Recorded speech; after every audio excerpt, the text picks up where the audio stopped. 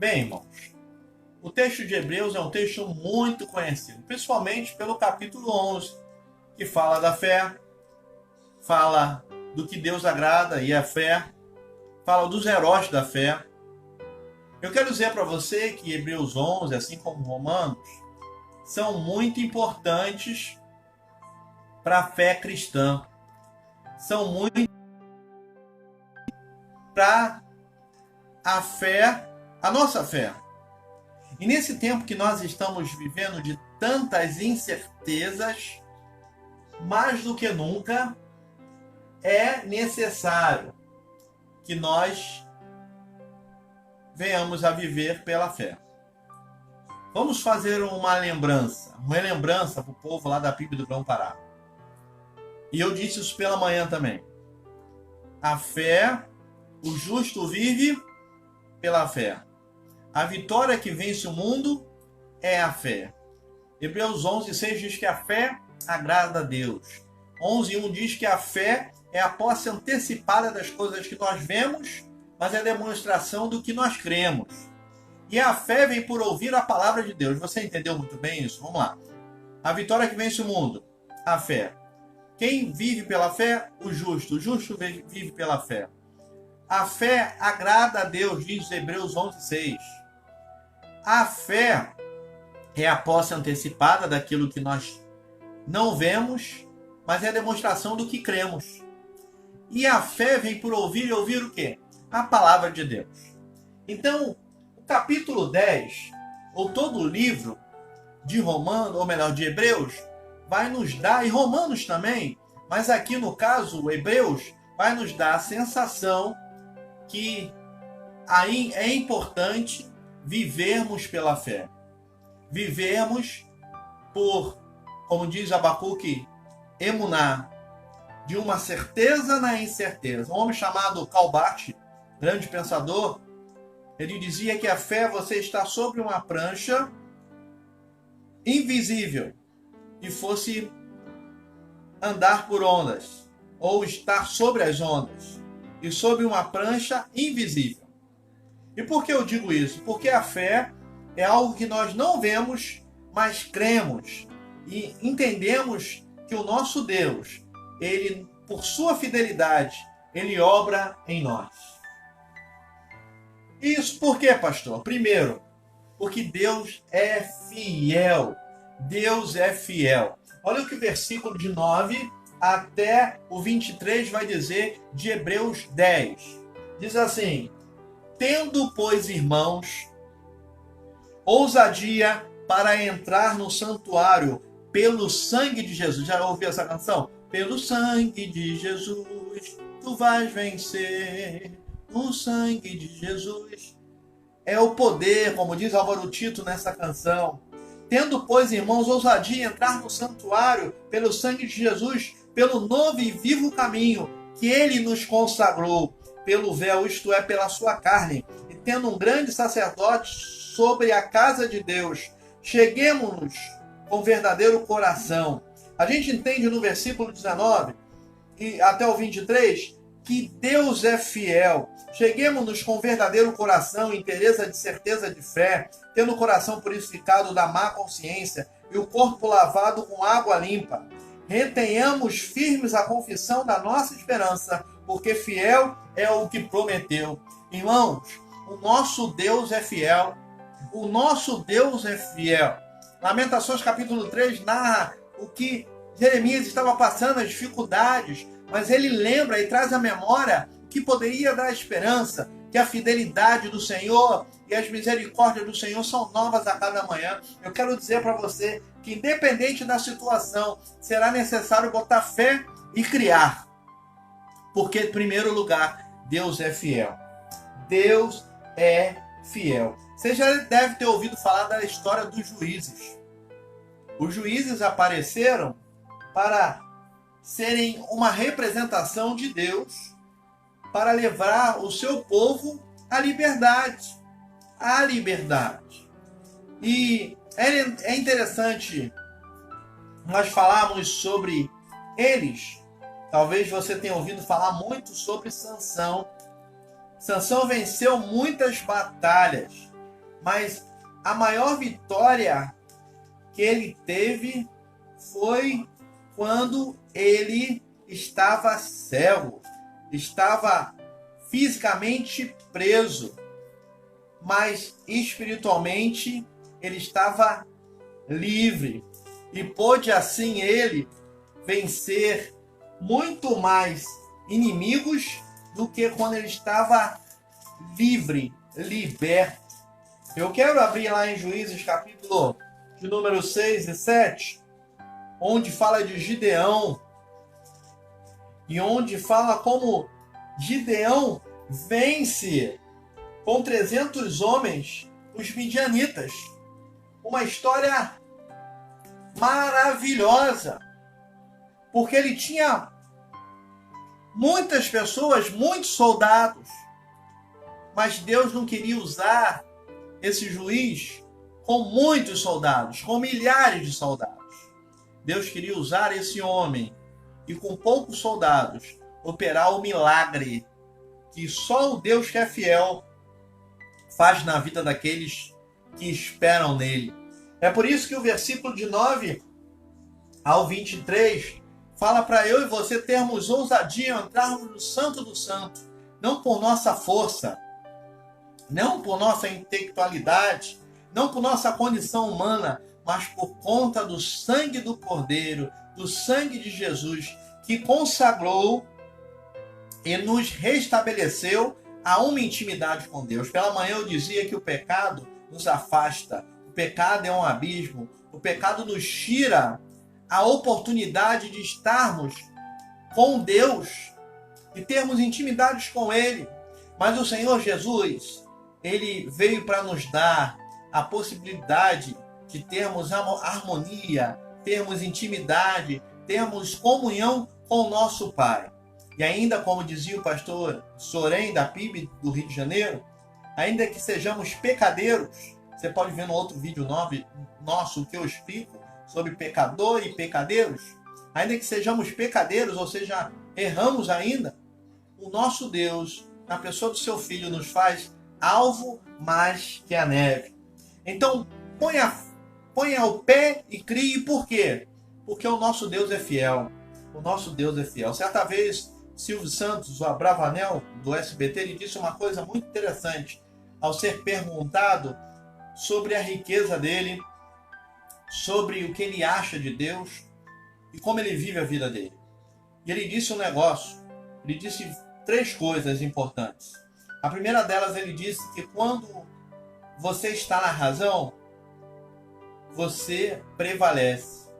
O mal pode até prevalecer por um tempo, vencer por um tempo, a verdade é essa. Mas no final das contas, o bem vai prevalecer.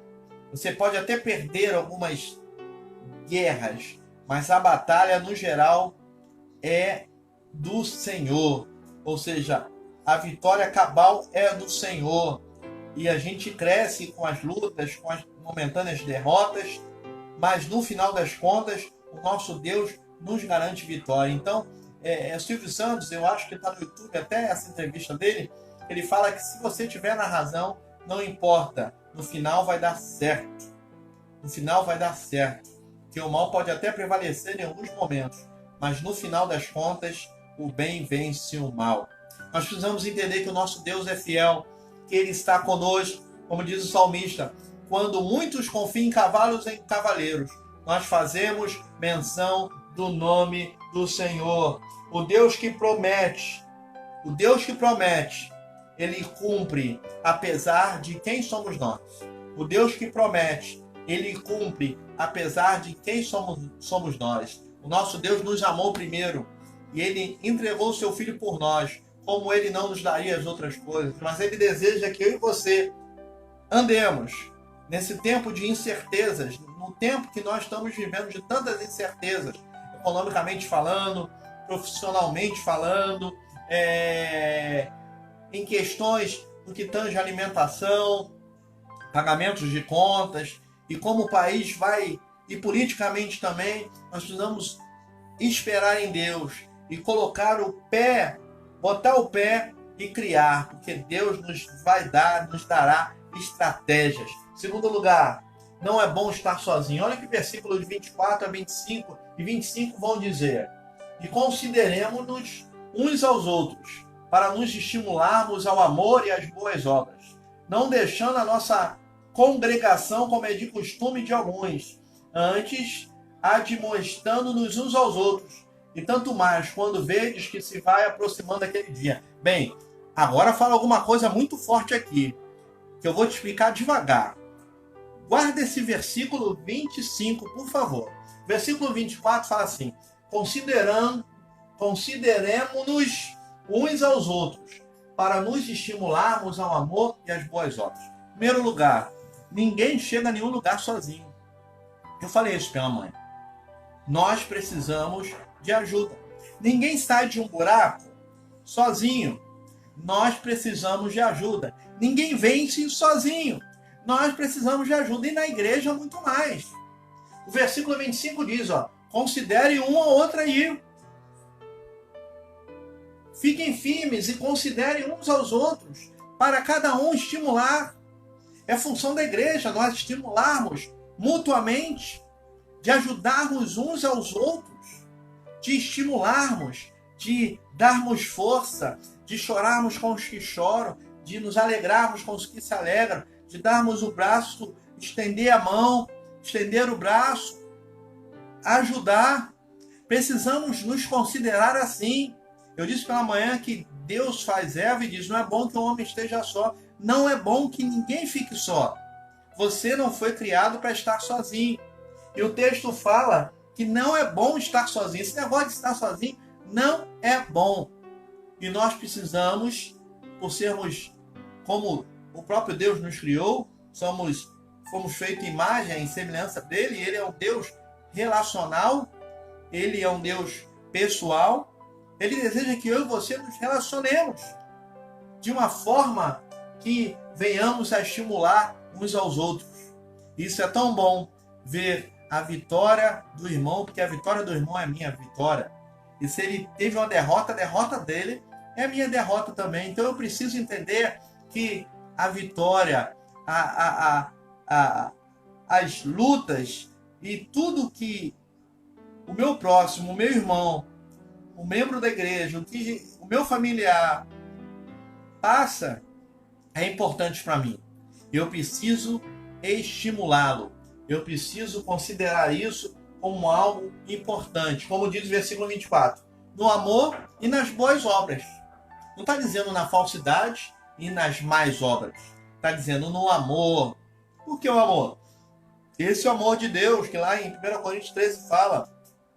O amor que tudo sofre, tudo crê, tudo espera, tudo suporta.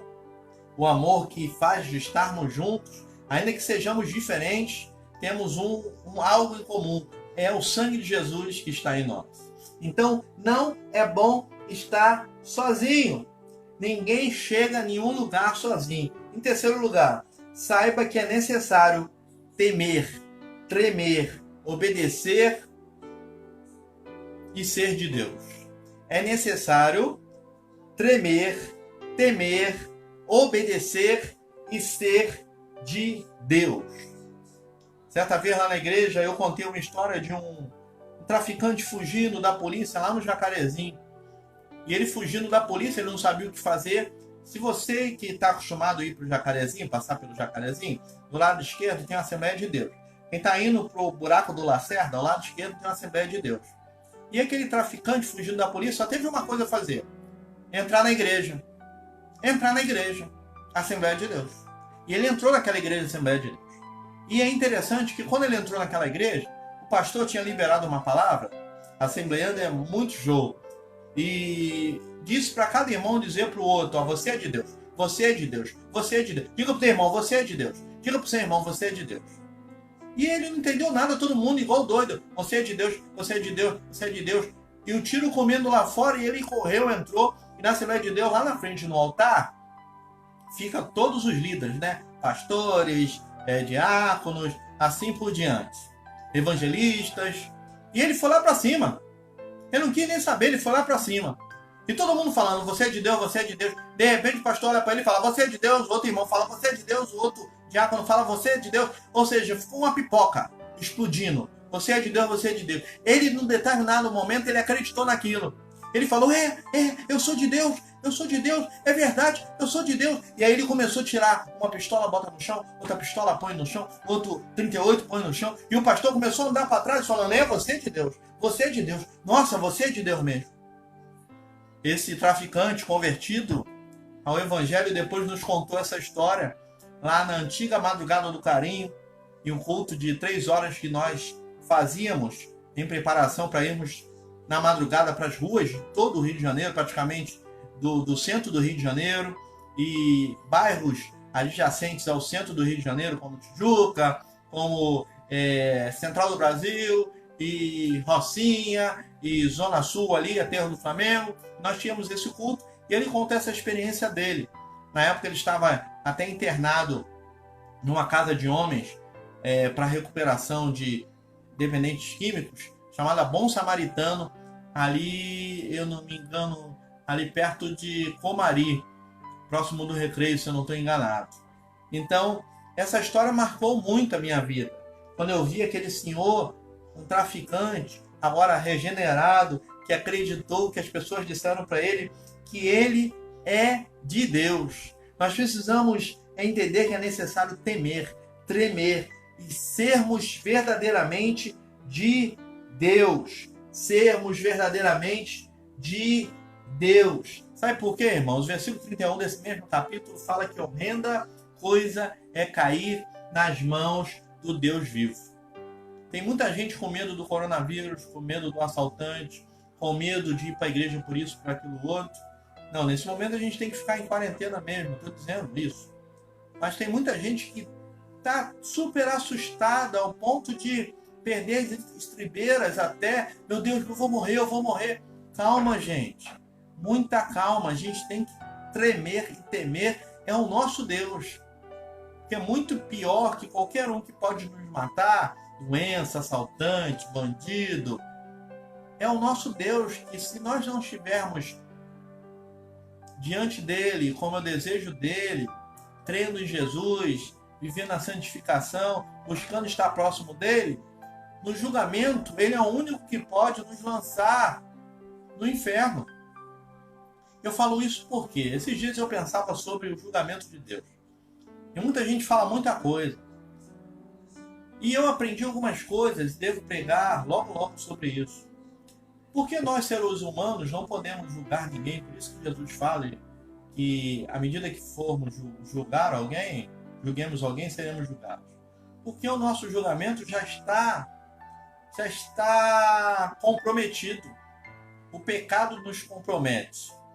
Nós não temos como, e vou dizer, nenhum juiz no Brasil ou no mundo tem condição de julgar ninguém, porque o seu julgamento já é parcial, já é comprometido.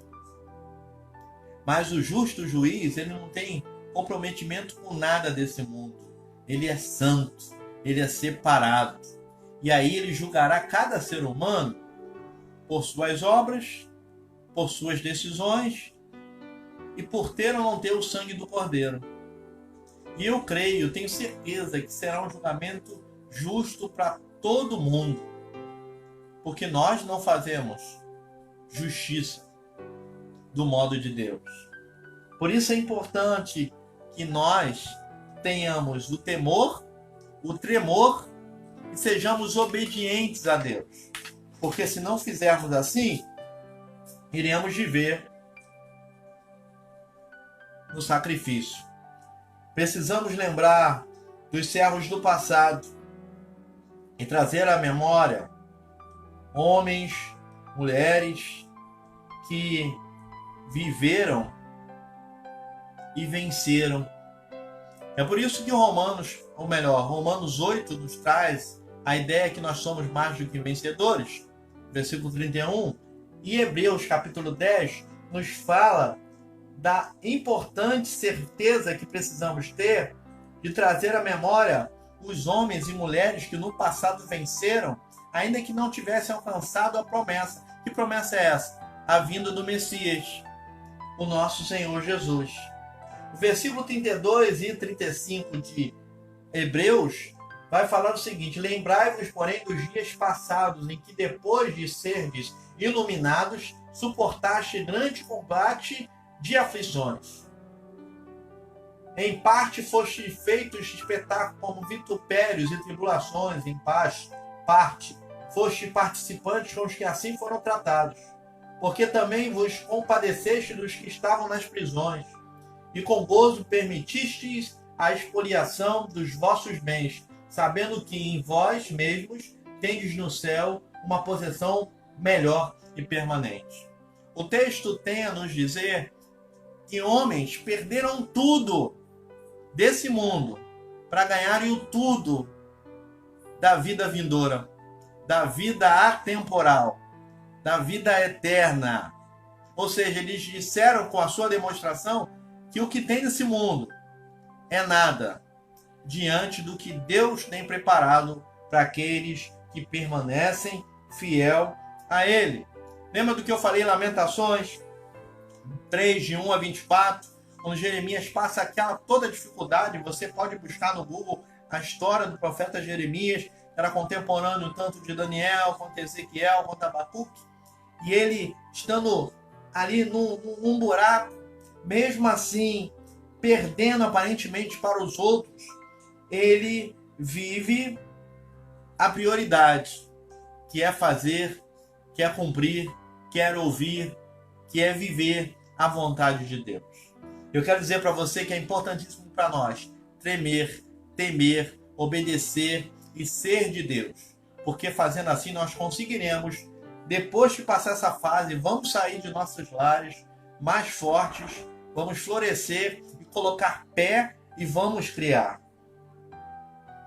Irmãos, o que antecede a vitória? O que antecede a vitória, os irmãos sabem?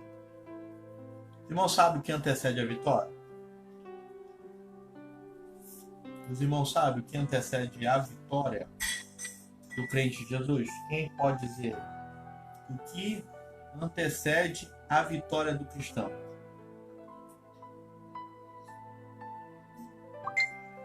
Alguém sabe o que antecede a vitória? Eu vou dizer para você. O que antecede a vitória são as lutas.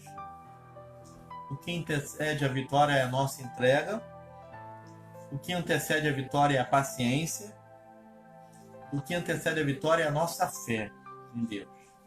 Mas o que antecede a vitória de forma tão eficaz é nós sermos cumpridores da vontade de Deus. Eu costumo dizer que quando a gente está no centro da vontade de Deus, a gente não joga. A gente não joga em cena e nem nada. Nós não contamos com sorte nenhuma. Antes, como diz o meu querido colega Alexandre Teixeira, locutor da Rádio 93, a gente investe na fé. Porque quem investe em fé não conta com a sorte. Mas quando nós estamos no centro da vontade de Deus, nada nem ninguém pode nos parar. Nada nem ninguém pode nos deter.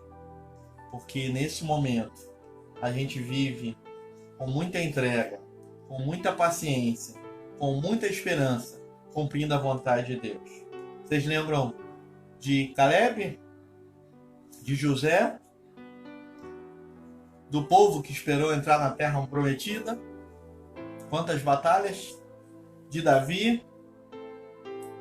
De tantos outros que eu poderia narrar, que esperaram. Caleb chega a dizer que a força dele era a mesma quando ele era jovem. Nós precisamos entender que quando estamos no centro da vontade de Deus, não importa as situações, a gente põe o pé e cria. Então põe a fé e crie. Eu quero dizer para você em quinto lugar, põe a fé e crie. E crie na crise, pois em Deus prosseguimos e vencemos. Fala para quem está do seu lado assim, põe a fé e crie na crise, pois em Deus prosseguimos e vencemos. Põe a fé e crie na crise, pois em Deus prosseguimos e vencemos. Versículo 38 e 39 diz assim: nós, porém, não somos daqueles que se retiram para a perdição, mas daqueles que creem para a conservação da alma.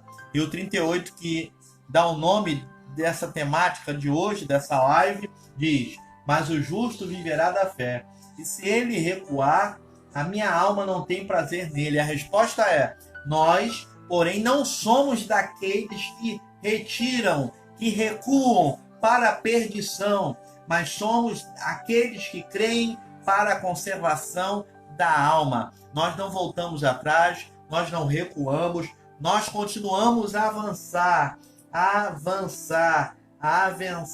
porque se recuarem a alma, Deus não tem prazer da alma que recua. Você lembra da mulher de Ló? Você lembra de Ananias e Safira? Você lembra de Sambalate, de Acã, de Judas? São os maus exemplos que nós temos de pessoas que apostataram, tentaram enganar, voltaram atrás. E o que aconteceu com eles? Perderam as suas almas. Mas quando nós avançamos, nós vencemos. Ontem eu dizia de algo que eu descobri, nunca pensei nisso, sobre o escudo da fé. E eu aprendi que o escudo da fé, ele me defende das astutas ciladas do diabo e das ciladas que o mundo nos apresenta. Ele nos faz atacar.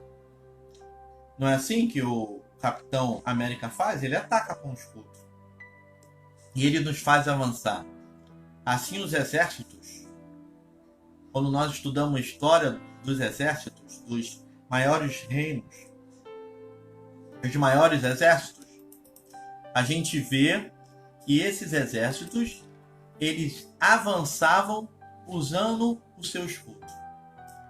Então a gente aprende que o escudo da fé, está lá em Efésios, ele serve para nos defender, nos serve para atacar e avançar. O que eu quero dizer para você que é necessário botar fé e criar nos momentos mais difíceis da vida, porque o nosso Deus nos dá um escudo, que é a fé, para que venhamos a nos defender, para que venhamos também a atacar, a avançar e vou dizer mais, para prevalecer. Esse é o desejo de Deus, que nós não estejamos humilhados diante das incertezas que estão por aí, diante das más notícias. Você liga o teu televisor, só tem má notícia, só tem notícia ruim.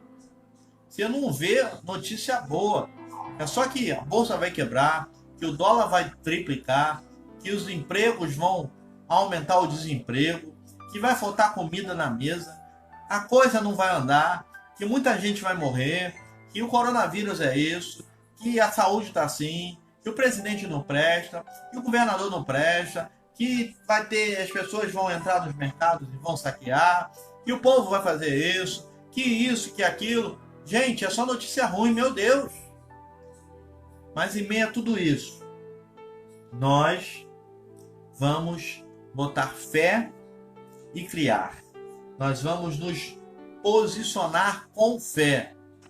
Lembrando que a vitória que vence o mundo é o quê? Quero ouvir? Impossível, né? Mas a vitória que vence o mundo é a fé. O justo vive pela fé. A fé agrada a Deus. A fé vem por ouvir a palavra de Deus. Eu uma vez lá na igreja, bem didaticamente, eu ensinei algo que eu aprendi em casa. Eu lembro quando criança nós cantávamos uma canção dizendo assim: 3 palavrinhas só, eu aprendi de cor, Deus é amor. Lá. Isso é muito antigo, né? Eu tô com 43 anos. Mas eu quis fazer do mesmo modo, pegando os meus 5 dedos, não vou falar nada de meus dedinhos, não é nada disso.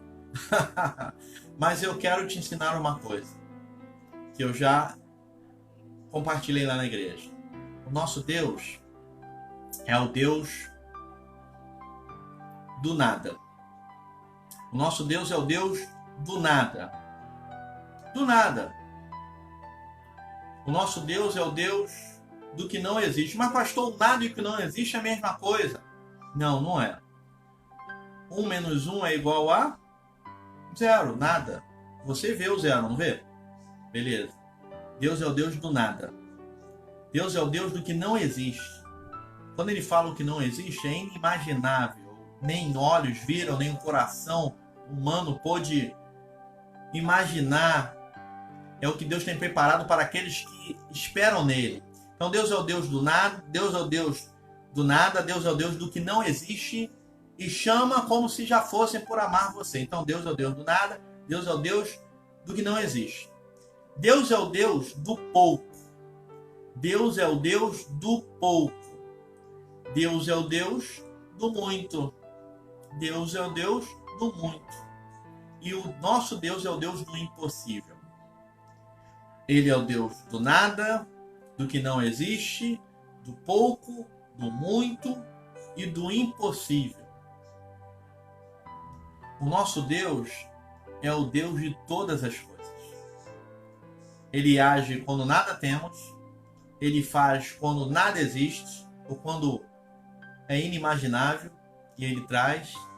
Ele multiplica o que é pouco, ele nos faz prosperar no muito, e ele realiza o impossível na nossa vida.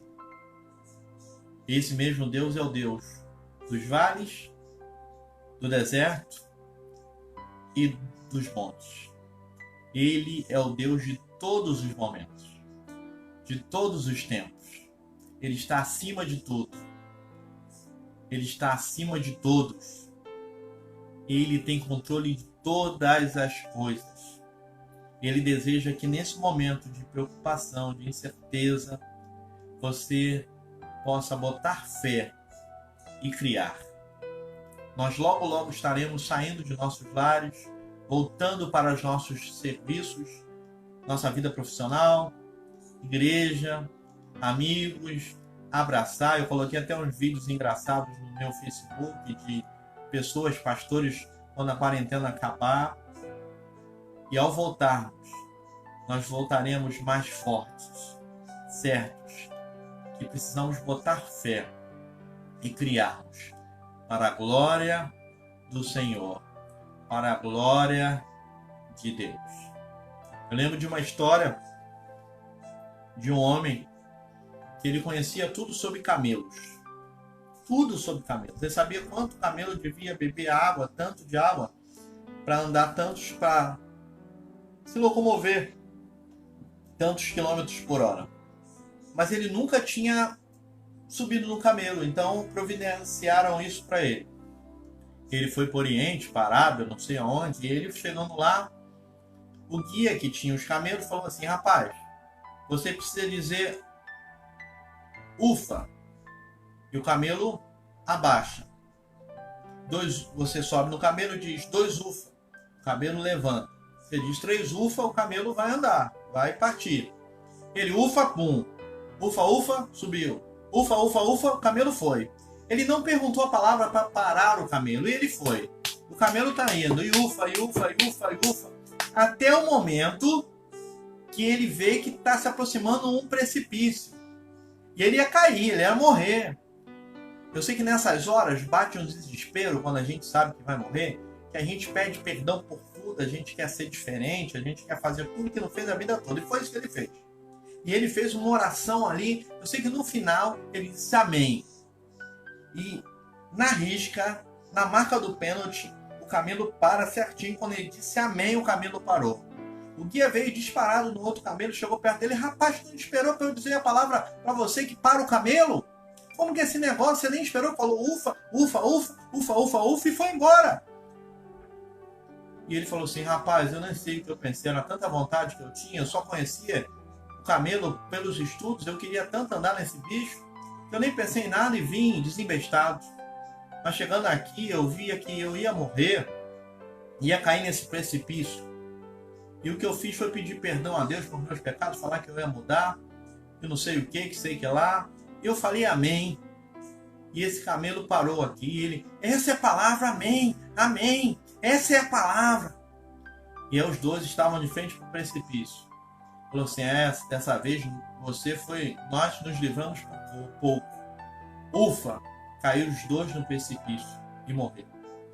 Pastor, o que tem a ver essa história comigo? Bem, tem muita gente que conhece a palavra de Deus por letra, tão somente. Temos exemplos, inúmeros exemplos disso. A palavra de Deus não está dentro dela, está de boca para fora, tão somente. O diabo é um exemplo disso. Ele usou a Bíblia, ou os textos bíblicos, ou a Torá, ou os Salmos, para pegar e tentar Jesus. Mas é da boca para fora. A palavra de Deus não entra nele. Não há mais essa chance para Satanás. E nós conhecemos muitas pessoas que conhecem muita Bíblia, mas da boca para fora. Não vivifica neles. Aquele jovem conhecia muita coisa de camelo, mas ele não tinha experiência com o camelo. E por isso ele entrou numa enrascada e não sabia como sair. E mesmo que ele dissesse que aquilo era um camelo, ele não sabia como sair da circunstância, da situação. E tem muita gente que vive pelas circunstâncias. Ele tá bom o dia, ele tá bem. Choveu, já não tá bom. Fez sol, tá legal. Caiu o gelo, já não tá legal. Tem gente que é movido pelas circunstâncias. E aquele jovem ficou assim. Quando viu que a morte estava próxima, ele mudou logo e tomou uma postura. Aí talvez você até diga, ainda bem que ele tomou uma postura. Ainda que fosse no final. Tem muita gente que vive assim. Espera o final para tomar postura, para tomar decisão. Ao lado de Jesus. Jesus nunca pediu o teu dinheiro. Jesus não pediu os teus carros. Não pediu a tua casa. Ele não pediu que você fosse ofertante, dizimista. Não, ele não pediu nada disso. Que você contribuísse com a igreja. Ah, pastor, você está falando um negócio que ninguém fala. Então, sim. A gente contribui, dá o dízimo, oferta, para a gente mesmo, nós, igreja. O banco, quem senta são os crentes, quem usa o ar-condicionado, os ventiladores são os crentes, quem faz uso do microfone, quem usa os instrumentos são os membros, não é Deus. Deus nos pediu isso. A única coisa que João 3,16 diz que Deus pede é que a pessoa creia nele e entregue a sua vida a Jesus e confesse que seja pecador e reconhece o sacrifício de Jesus na cruz e se entrega a Jesus crendo no unigênito do Pai. Só isso que ele pede. Uma coisa tão simples que muitos complicam e aí vivem em cima do camelo igual doido até chegar ao final da vida e vivem de ufa, ufa, ufa, ufa. Esse tempo nosso tem muita gente assustada com medo do fim do mundo. Vou repetir o que eu falei pela manhã. Jesus não volta agora. Ele não volta nesses dias, não. Tem muita coisa para acontecer. Se você quiser, entra lá no nosso canal, você vai saber um pouquinho do pouco que a gente sabe sobre essa história. Vou ler 2 Tessalonicenses, capítulo 2, 1 e 2, e você vai entender um pouquinho. Jesus não volta agora, mas a figueira está balançando. Você precisa tomar uma decisão de botar fé e crer, de botar fé e viver, de botar fé e criar. Criar. É hora de você caminhar, é hora de você conquistar, é hora de você vivenciar, é hora de você experimentar o que Deus projetou para a sua vida. Então nós não somos como aqueles que recuam. Antes nós avançamos. E avançamos com fé. Avançamos na fé. Porque o justo vive pela fé. A vitória que vence o mundo é a fé. A fé agrada a Deus. E a fé vem por ouvir a palavra de Deus. Vai chegar um momento onde eu e você não necessitaremos mais de fé e nem de esperança. Mas viveremos por toda a eternidade o amor de Deus. Mas enquanto estamos nesse mundo, a fé nos serve para vencer nesse mundo. A esperança nos serve para vivermos nesse mundo. E o amor de Deus nos faz com que consigamos entender, ainda que em parte, o segredo dos mistérios de Deus.